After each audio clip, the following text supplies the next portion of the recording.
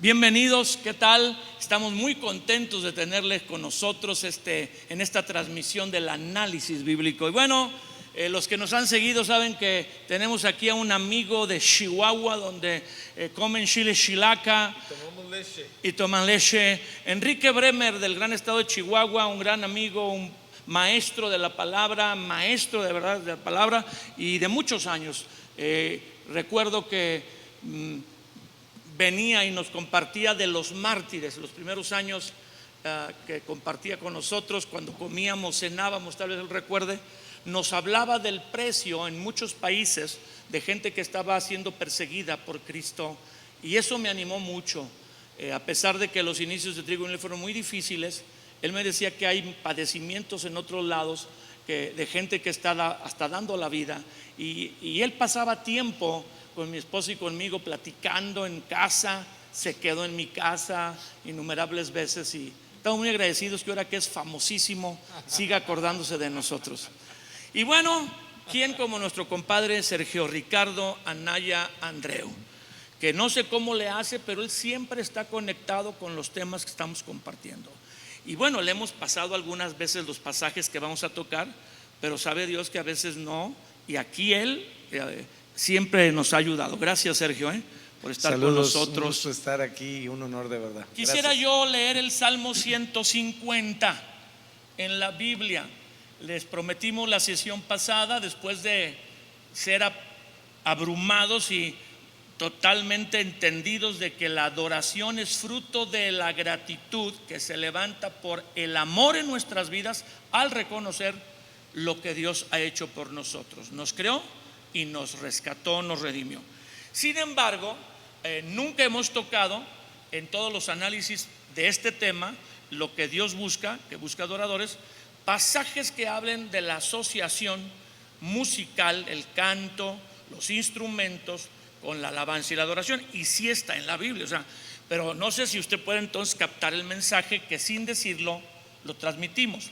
Hay muchas más verdades en la Biblia sobre que adorar es una actitud que no necesariamente necesita música y canto, y sí que también podemos hacerlo con música y canto. Así que leamos el Salmo 150 para que nos demos cuenta que sí está en la Biblia el alabar con instrumentos. Como son 6 versículos, pues nos tocarían 3 a Sergio y 3 a Enrique. Adelante, Sergio.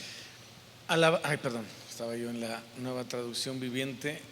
Versión 60 dice, Salmo 150 dice: alaben a Dios en su santuario, alábenle en la magnificencia de su firmamento, alábenle por sus proezas, alábenle conforme a la muchedumbre de su grandeza, alábenle a son de bocina, alábenle con salterio y arpa.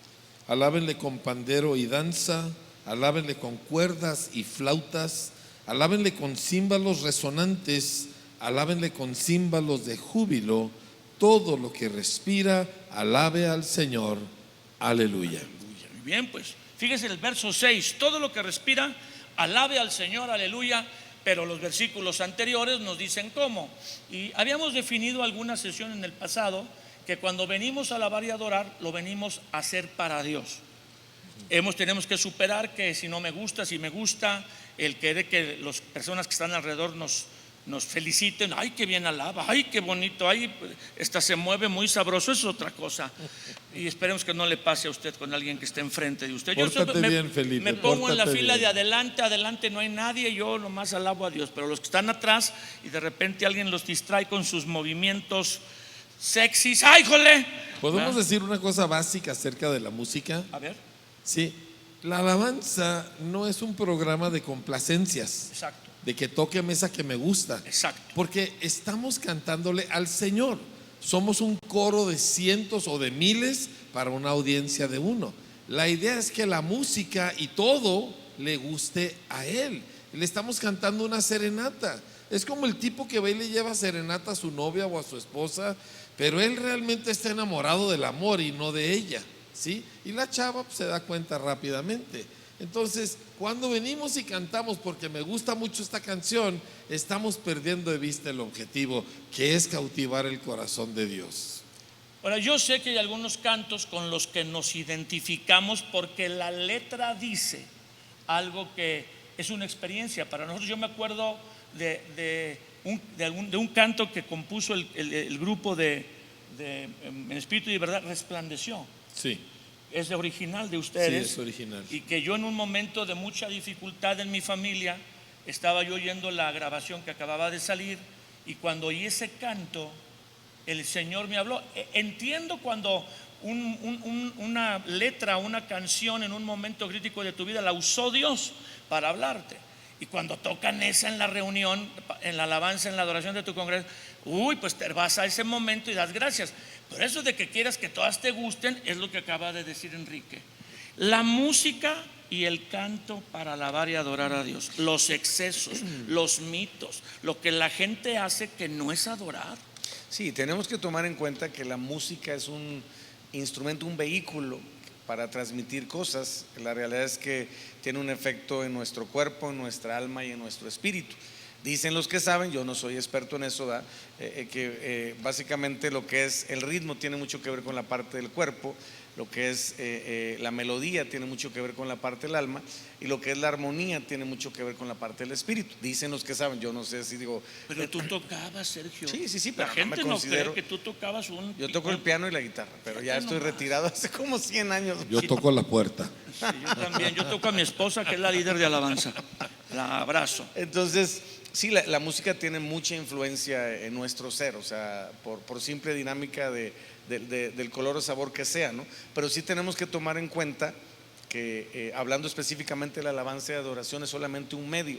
No le podemos dar la responsabilidad a la música de que sea la que provoque el cambio, básicamente el ambiente, porque entonces regresamos a lo que hablamos desde los primeros programas, que estaríamos enfocándonos nada más en lo emocional, ¿no?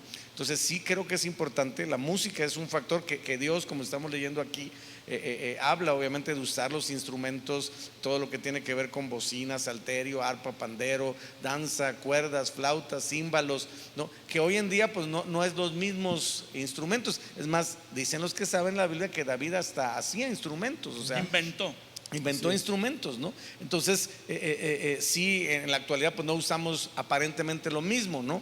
Porque obviamente ha evolucionado todo lo que son los instrumentos y obviamente la música. Si tú escuchas, no sé, ahora que tenemos la opción en los diferentes dispositivos, música de los 70s y 80s, era muy diferente, los tipos de arreglos, de música, de instrumentos, todo, de producción, ¿no? Entonces todo eso va evolucionando, ¿no? Y sería muy raro, a lo mejor en un lugar muy específico, que alguien use un arpa en un equipo de alabanza, ¿no? Pero bueno, tenemos las guitarras, tenemos obviamente los instrumentos de cuerdas, pero es una representación. La Biblia nos habla cómo podemos usar algo tan, pues obviamente bueno como la música, en este caso para algo celestial, ¿no?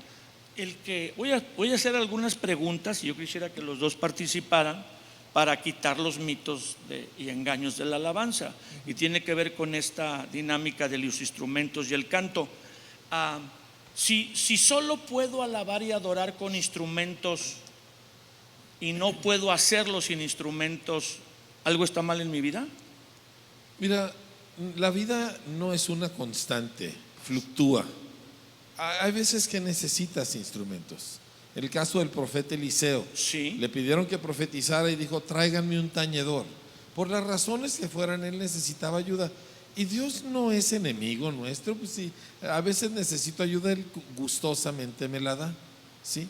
Pero si yo solamente puedo expresar adoración, si algo me estimula musicalmente, pues probablemente mi relación con Dios no es muy profunda.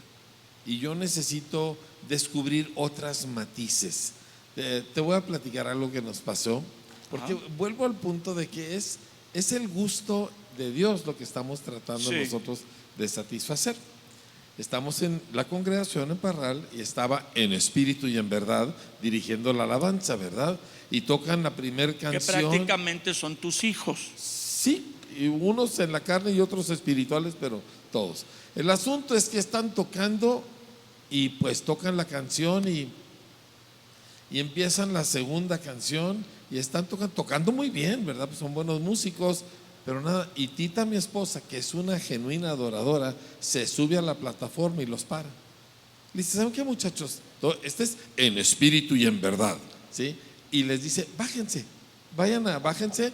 Y luego le llama a dos hombres de la congregación, Memo y Carlos. Dice, pásenle por favor, muchachos.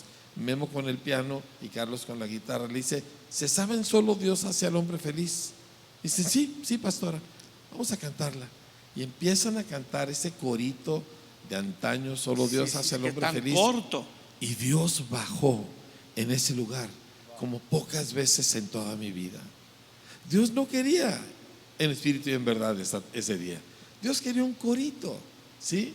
Y lo que queremos es la presencia de Dios. La música es instrumental, sí, es una herramienta que Dios nos ha dado, sí, pero no es el objetivo. El objetivo es que Dios venga y habite en medio de nosotros, ¿sí? Y como unos días nos dijo Lindell Cooley, y cuando Dios baja, los instrumentos ya te estorban. Entonces, yo he descubierto que música es muy importante. El cielo está lleno de música. Cuando lees, por ejemplo, en Ezequiel 28 acerca de la caída de Lucifer, dice que en su mismo cuerpo había instrumentos de percusión e instrumentos de viento integrados en su cuerpo, ¿verdad? Entonces, música es muy importante. Apocalipsis capítulo 4 y capítulo 5, música tremenda en el cielo. Música la inventó Dios, pero el objetivo es estar con el Señor.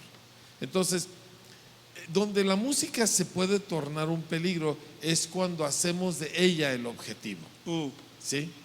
Entonces, por ejemplo, en términos prácticos, ya para los músicos, hay una ciencia muy sencilla que es importante para el músico cristiano. ¿Qué es eso? Que en la virtuosidad del mundo, el instrumento quiere llamar la atención a sí mismo. Ok. ¿Me entiendes? Entonces hacen toda clase de movimientos con el piano, con la guitarra, con la flauta, con lo que sea. Pero en la virtuosidad en el reino, quieres que el instrumento te dirija a tu atención a otra cosa. De manera que oyes el instrumento, pero no es el centro de tu atención. Entonces el músico cristiano necesita perfeccionar su arte, pero no para lucirse, sino para desaparecer. Es completamente diferente el objetivo. Wow. Ahora, Y eso es un reto, ¿no? Me imagino, totalmente.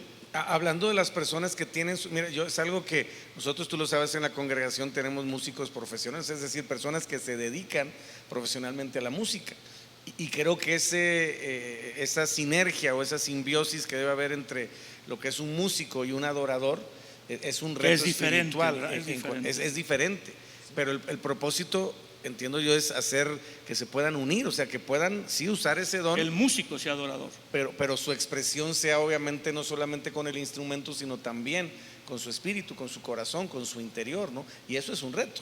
Hay elementos técnicos que son muy espirituales, que se necesitan tomar en cuenta. Por ejemplo, nosotros le pedimos al músico, ensaya, practica, sube tu nivel hasta aquí, pero cuando estés tú adorando al Señor, toca un poco abajo.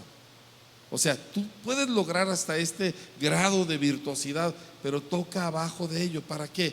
Para que tu instrumento no capture tu atención. Sí, estés concentrado en tocar bien. Tú estás concentrado en el Señor, entonces no tienes que tocar al límite, pero dices, ¿ves que quiero tocar mejor? Bueno, practica más y sube más tu nivel. Esa es una. Otra cosa es, y esto también incluye, por ejemplo, a los ingenieros de sonido, porque el ingeniero de sonido es parte del equipo de alabanza. Sí, claro, sin él no se oye nada. O se oye todo lo que no se debe oír. Todo terrible.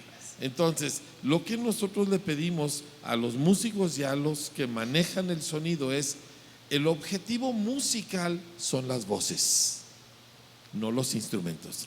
Los instrumentos son un apoyo. Los instrumentos adornan y rodean y embellecen aquello, pero el objetivo bíblico son las voces. Entonces, ¿cuáles voces? Sí, las voces de la plataforma, pero sobre todo las voces del pueblo. Cuando la música opaca las voces de la gente que no se escuchan adorar, ya no estás haciendo la música como le gusta a Dios. Pues mira, sea concierto, sea lo que sea, quiero decirte una cosa, si eres músico, Dios ha oído mejor música que la tuya. Claro. Así que no trates de apantallar. ¿Por qué? Porque Dios tiene ángeles que le están tocando todo el tiempo, ¿me entiendes? Creo que ellos tocan muchísimo mejor que nosotros. Pero cuando Dios oye voces, y los instrumentos ayudándole a las voces, pero no suplantándolas. Aquello captura el cielo.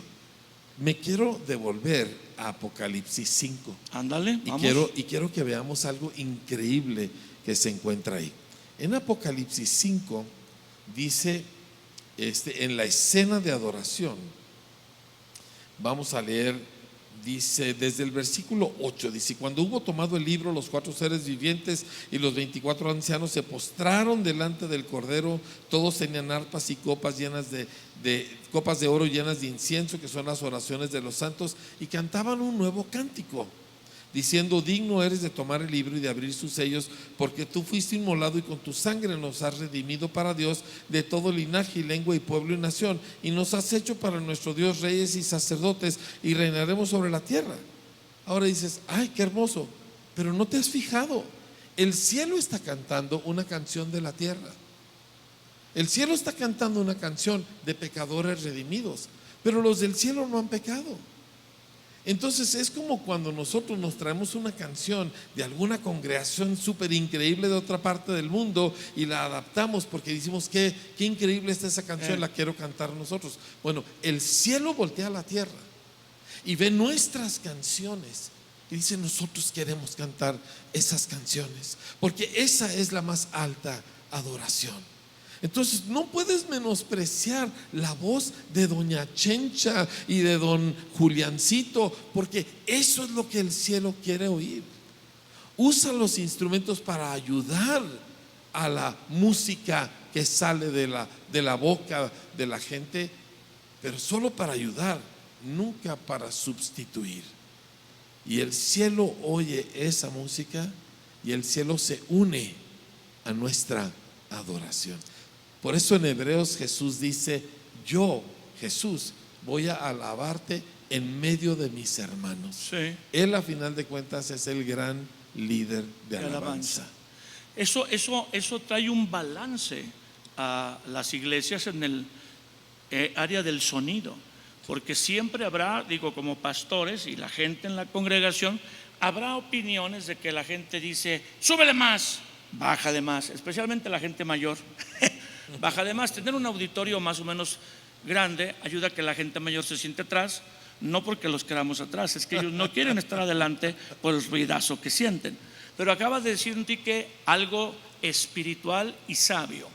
El balance del sonido debe ser adecuado para que se oiga todo, en especial las voces. Así es. Si la congregación se puede oír cantando a sí mismo, la gente sentada en sus lugares, parada, está alabando a Dios con el fondo, obviamente, del que dirige la alabanza, el coro y los instrumentos, y ellos pueden oírse, pero a veces no se oyen. Es una competencia de un ruido, porque los criterios de los sonidistas y ingenieros de sonido son los conciertos de Luis Miguel, del mundo. Luis Miguel es ya de antaño, vete a algo más fresco, ¿sí? Pues no sé, de Maluma, ¿verdad? Creo que se llama un cuate ahí, etcétera. Sí. Y no es así.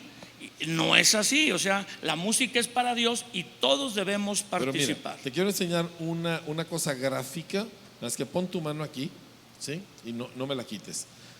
Y esto sucede inclusive en un concierto del mundo. Los que entienden música entienden esto. Estos son los instrumentos. Las voces deben de estar sentadas encima de los instrumentos, no a la par y no debajo. Las voces se deben de oír los instrumentos, pero las voces encima de ellos.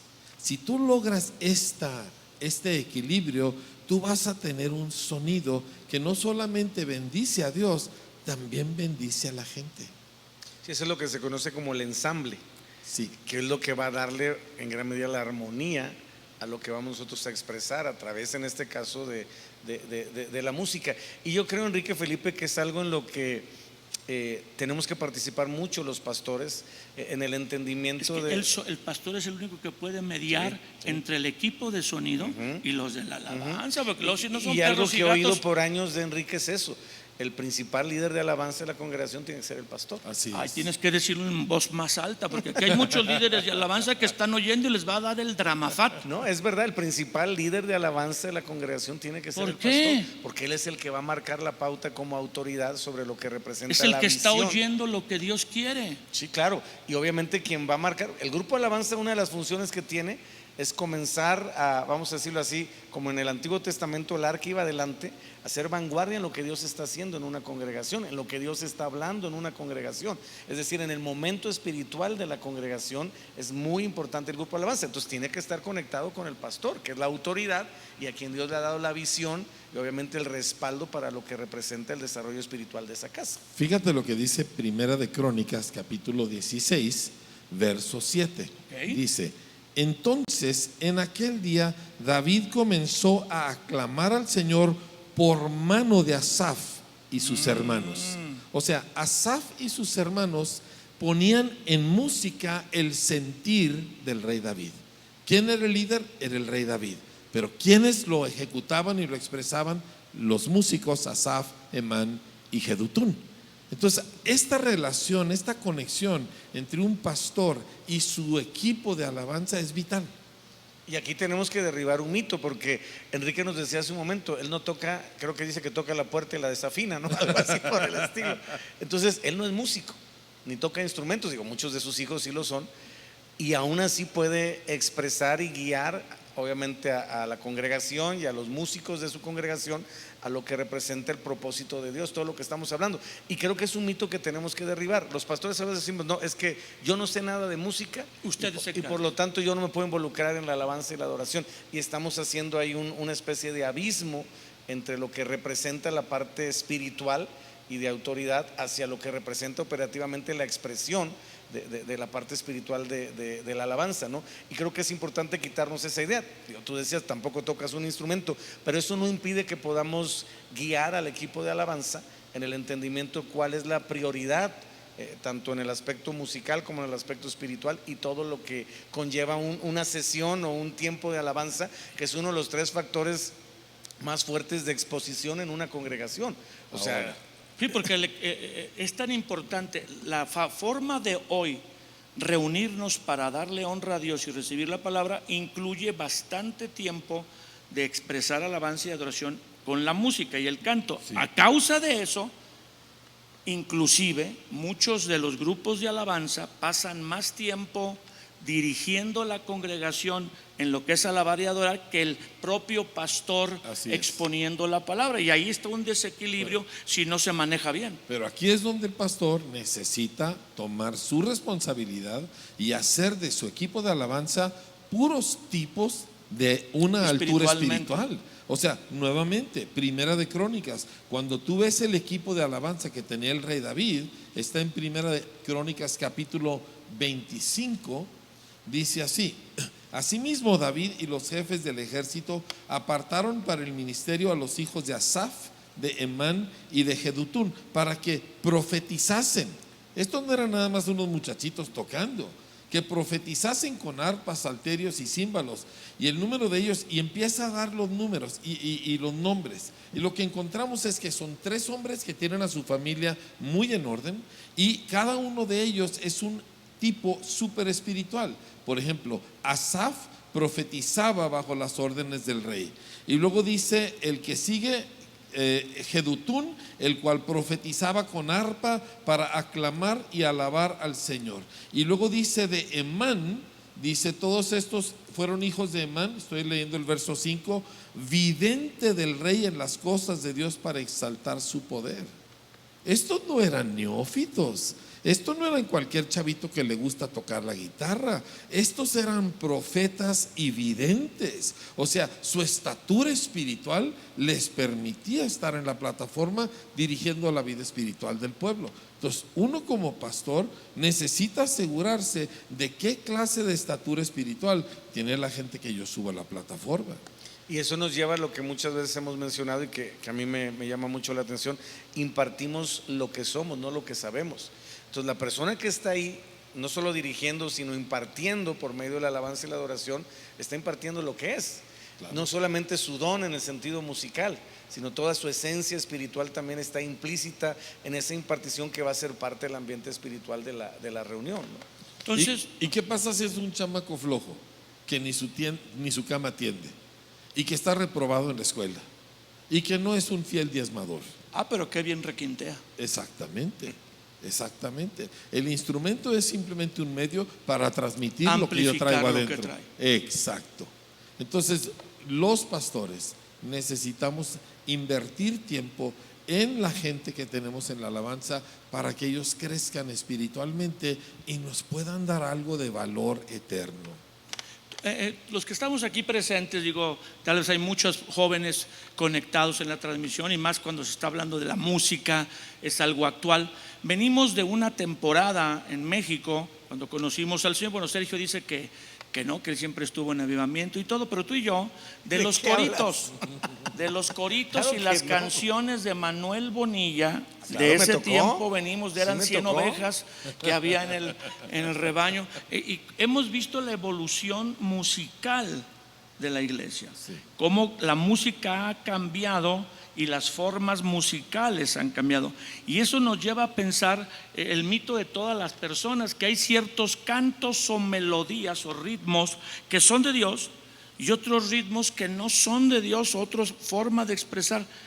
¿Qué música es de Dios y cuál no es de Dios?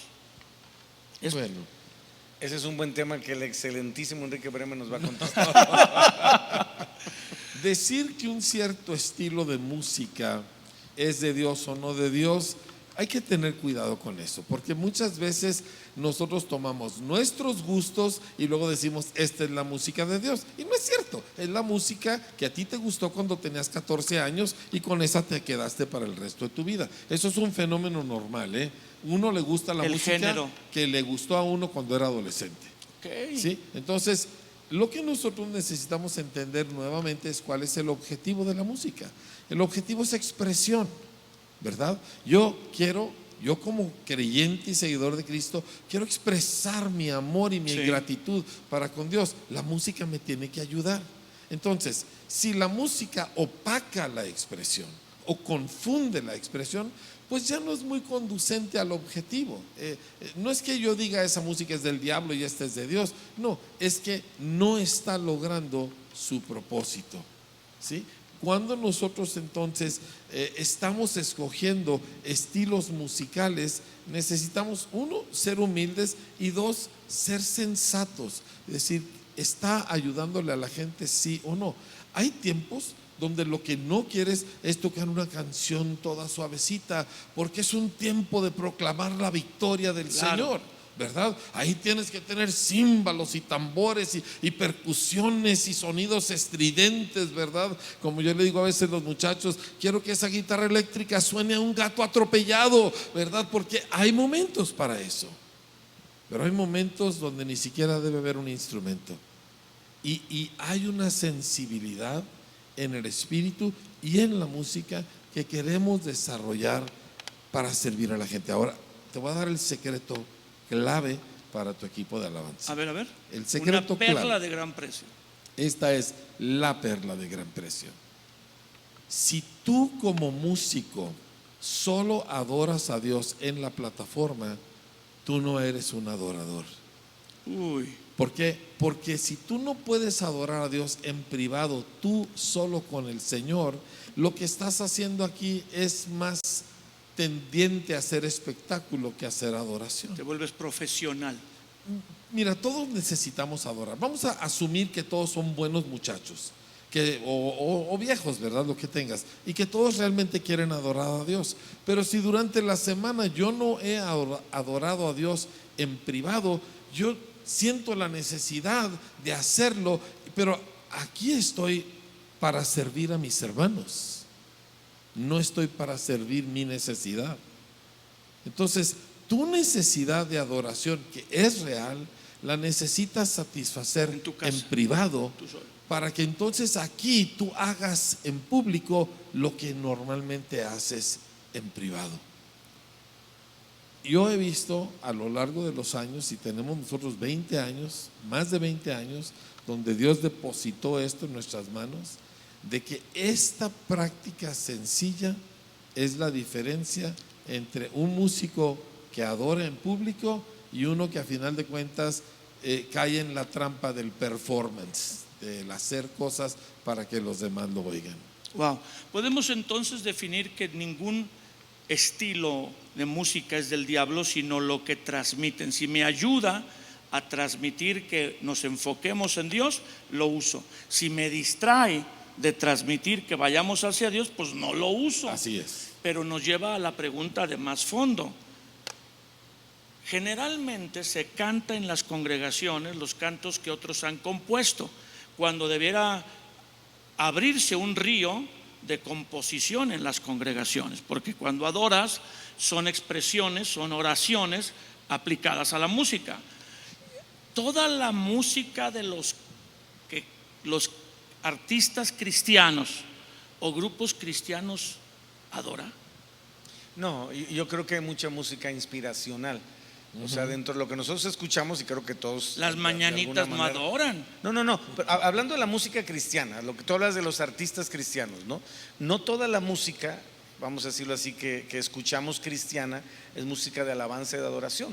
Hay mucha música que es inspiracional, que de alguna manera nos lleva a Hay meditar hasta de testimonio en Dios, o para orar, o de testimonio, ¿verdad? O que expresa cosas de una vida diaria con Dios, pero no son, vamos a decirlo así, específicamente cantos de alabanza y adoración que yo le canto a Dios, ¿no? Que están muy enfocados en mi experiencia o lo que yo estoy viviendo, no en un sentido malo, ¿no? Pero no podemos decir que son cantos de alabanza y adoración, o que son los que vamos a usar para darle alabanza y adoración a Dios los domingos en la reunión. Creo que en ese sentido también, no sé qué piensa Enrique, tenemos que ser muy cuidadosos en la selección y ayudar o enseñar al equipo de alabanza también, como pastores o personas que estamos en autoridad en una congregación, que realmente es lo que buscamos en cuanto a la alabanza y la adoración, y el tipo de cantos que nos van a ayudar, ¿no? Todos hemos cantado esa de Cansado del Camino alguna vez. No tengo nada con esa canción, pero discúlpame, no es una canción de alabanza y adoración. No es para Dios. Está expresando algo de una un momento cuestión difícil en tu vida. Y es válido en ciertos momentos. Tú ves salmos que se parecen a eso. Es válido en dado momento expresar necesidad, angustia, desesperación en un canto. Todos los salmos, ¿verdad? Nos expresan diferentes gamas de emoción humana, de experiencia humana. Pero adoración necesita voltear y ver a Dios, ¿sí? Adoración, aunque beneficia al hombre, es dirigida al Señor. Y ahí es donde nosotros examinamos qué dice la canción.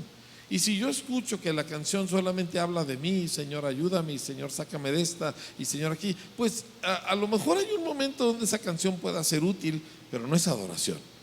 Adoración es algo ofrecido al Señor. Es que la meta en el tiempo en que servimos o ministramos a Dios con los cantos es llevarnos a eso. Sí. La adoración nos lleva a enfocarnos en Dios y a acercarnos, a intimar espiritualmente, acercarnos a Dios. La alabanza nos ayuda a que nuestras emociones, nuestro corazón, nuestra situación esté enfocada en Dios, porque proclamamos qué es Dios y qué ha hecho por nosotros. Así Pero es. la adoración es intimar con el Señor. En la alabanza nosotros expresamos fe, en la alabanza nosotros expresamos determinaciones y repito, todo esto tú lo encuentras en los salmos, ¿verdad? O sea, ninguna de ellas está fuera de. El problema son los momentos y los tiempos. ¿Y para qué lo estás cantando? Hay que saber cuándo hacerlo. Así es. Pero mira, déjame les pongo un ejemplo más sencillo, ¿sí? Esto las señoras lo van a entender un poco más, porque las señoras son más sensibles. ¿Qué pasa cuando una señora ve un bebé? ¡Oh, qué hermoso bebé! Válgame si tiene los ojos de su mamá, ¿verdad? ¿Qué está haciendo? Está alabando al bebé. Sí. Ella vio algo y ahora lo expresa con su boca. Bueno, Elogiando. alabanza y adoración genuina surgen cuando captas a Dios, cuando ves a Dios. Lo ves en la escritura, lo ves en una profecía, lo ves en un momento donde Él desciende y tu entendimiento es abierto y te das cuenta de Dios y dices: qué increíble eres, no puedo creer que seas tan bueno. Eso es alabanza. Estás viendo algo, y lo estás expresando. Y de hecho, cuando yo lo veo con mis hijos, cuando mis hijos estaban chiquitos, los automóviles los volvían locos. Y un día andábamos nosotros en una ciudad grande, ¿verdad? Como en la Ciudad de México, donde hay mucho coche muy padre. Sí. Y mis hijos, no manches, ¿te fijaste en ese? Ese es un Bentley, no manches, papá, tiene que costar como 3 millones de pesos, papá. Y así se la llevaron. Estaban alabando lo que veían. ¿Qué necesita el pueblo de Dios para alabar a Dios? Necesita ver a Dios. Ahí es donde entramos nosotros, recordándoles lo que Él ha hecho, Ajá. recordándoles cómo es. Por ejemplo, a mí me encanta voltear y ver los evangelios, porque ves a Jesús, y cuando tú ves a Jesús, tú estás viendo a Dios y te maravilla, y no puedes hacer otra cosa más que amarlo y adorarlo, porque lo has visto. La clave está en que veas al Señor. Adoración no es un ejercicio de un esfuerzo humano haciendo lo que se debe hacer para con Dios. Adoración es una reacción a algo que tú has visto. El resultado es muy natural, es muy espontáneo, es precioso, ¿verdad? Y pues esa es la razón que en el cielo todo mundo cae postrado. ¿Por qué? Porque ven a Dios y es tan increíblemente bello que no pueden sostenerse en pie. Y los peligros, Sergio, los peligros, Enrique, sobre mitos y engaños de la alabanza, de los grupos de alabanza, ¿por qué hay esa tendencia? O sea, nosotros en la congregación, pues hay diferentes ministerios, los que sirven con los niños, los que reciben las personas, los que atienden las visitas, bueno, los que hacen el aseo, decoran, pintan. ¿Por qué en general y con una gran coincidencia o constancia, los problemas en las congregaciones están en los grupos de alabanza? ¿Por qué cuando toman la plataforma los grupos de alabanza, media hora, 40 minutos, 1 hora, y congregaciones con diferentes formas de hacerlo, que ya pues por alguna razón Dios los dirige así, hay como esa lucha que ellos quieren sobresalir? Digo, en todo ministerio, en toda área donde tú sirves a Dios, puedes servir por una motivación equivocada, que es aparentar a los demás o impactar a los demás, o tener esa valía que tal vez tú no tienes, que te la den donde estás sirviendo. Pero ¿por qué se acentúa en los de alabanza? Yo creo que hay varios factores. Uno principal es el trasfondo de la alabanza y la adoración en el cielo, es decir, todo lo que representa la influencia que el mismo Satanás entiende sobre ese tema y que sabe cómo manejarlo de tal manera que pueda despertar pues lo que de alguna manera despertó en él, el orgullo, la soberbia y todos esos elementos que vienen plasmados desde Luzbel, ¿no? Desde Lucifer, ¿no? Ese creo que es un factor que siempre será de cuidado en las congregaciones. El otro factor pues es de los pocos ministerios que están expuestos al 100 a lo que representa el público, ¿no? o la congregación en sí, y por lo tanto tiene más tendencia a estar pendiente de que me vean, o de lo que me ven, o de lo que dicen los demás, ¿no? Son más atacados en esa área. Sí, pues obviamente junto con el que predica, pues el ministerio de alabanza. Pero o el equipo de generalmente alabanza, el pastor es más maduro, digo, no es súper maduro, pero es más maduro que muchos músicos. se supone. Se Sí. supone. Pero ahí está precisamente parte del problema. O sea, parte del problema es que subimos a la plataforma frente al público a personas inmaduras y pues son blanco para el diablo. Neófito, sí.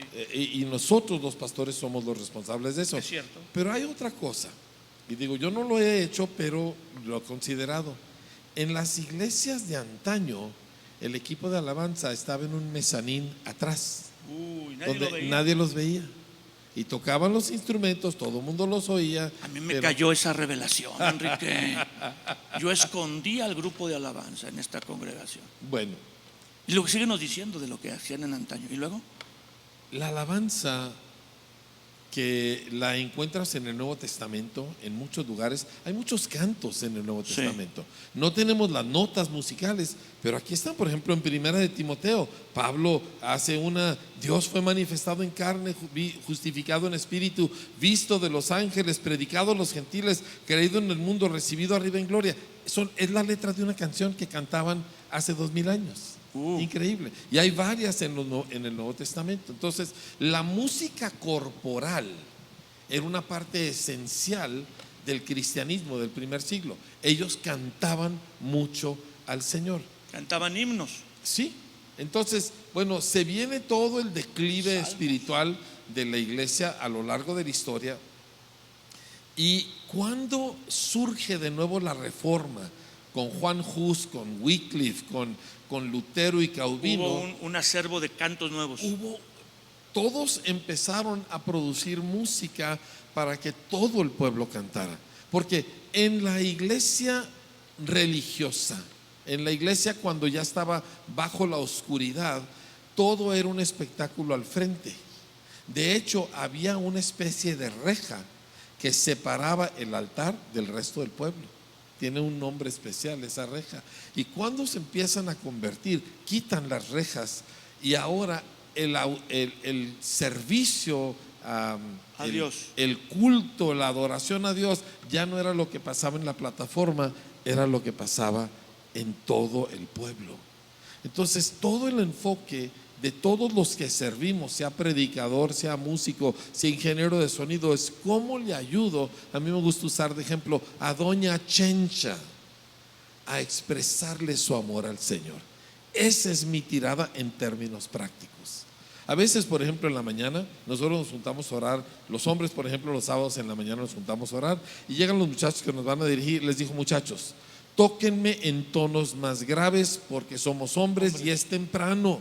No me quieran tocar algo Estamos allá. roncos. Exactamente. Cántenme, toquen a lo que puedo cantar, porque le queremos expresar a Dios Esa es nuestra una meta admiración. formidable. Vengo a ayudar a la congregación a que juntos ellos cantemos a Dios. Cuando nosotros No vengo grabamos- a que me oigan qué bien canto y me imite, pues eso no es. Cuando grabamos nuestro primer disco, que técnicamente está llenísimo de errores, ¿verdad?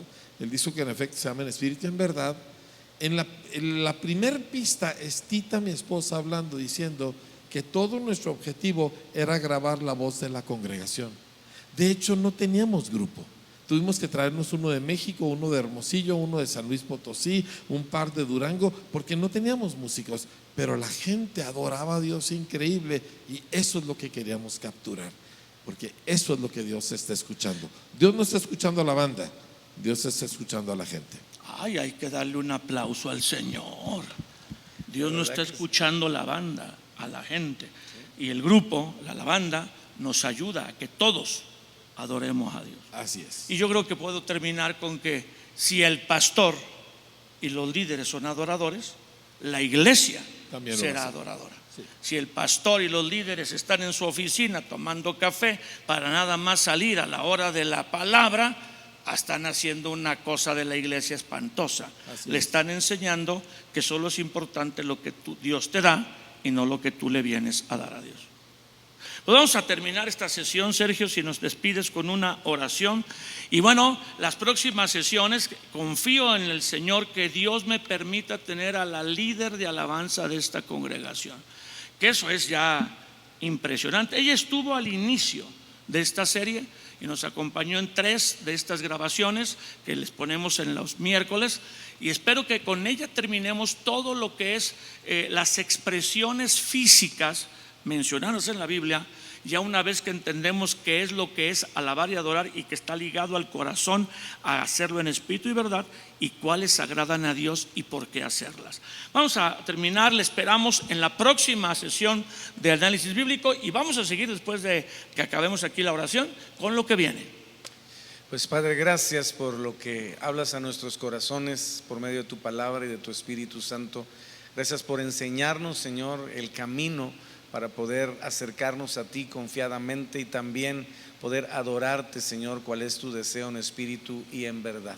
Gracias por cada palabra, cada principio, cada verdad que nos has enseñado.